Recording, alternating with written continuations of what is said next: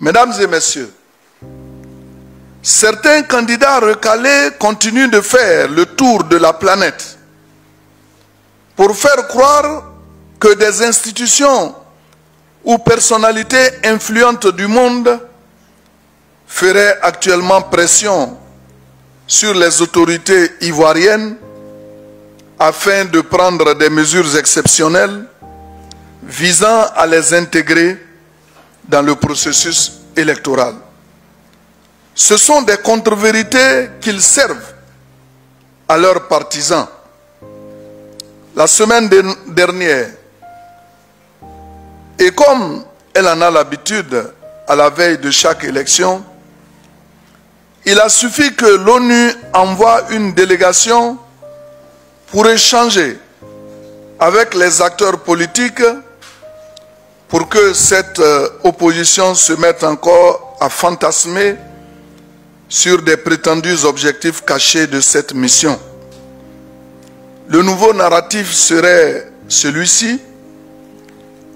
Comme le président Alassane Ouattara a renoncé à la toute dernière minute à se rendre aux assemblées générales des Nations Unies qui se déroulent actuellement à New York, l'ONU aurait envoyé une mission d'urgence en Côte d'Ivoire pour exiger un report du scrutin et imposer une élection plus inclusive aux autorités.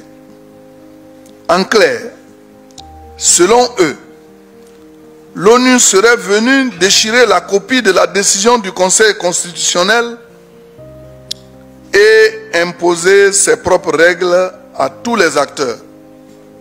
Non, ce n'est pas la vérité.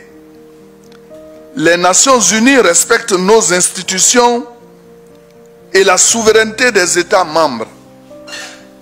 La récente mission avait pour objectif d'exprimer une préoccupation, à savoir la tenue des élections dans un climat apaisé et serein, compte tenu de ce que la Côte d'Ivoire représente dans la stabilité de notre sous-région.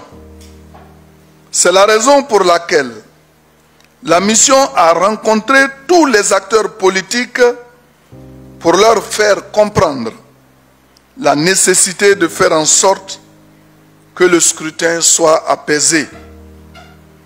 Il n'a jamais été question de négocier ou d'imposer la candidature d'Alpha, d'Oméga ou de Beta.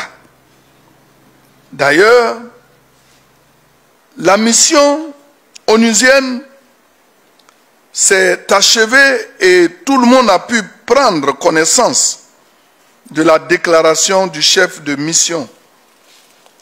Aucune trace d'une quelconque injonction. Rien de ce que l'opposition a annoncé ne s'est produit. Mieux, le processus électoral suit normalement son cours. Les candidats déclarés éligibles se préparent à aller en campagne.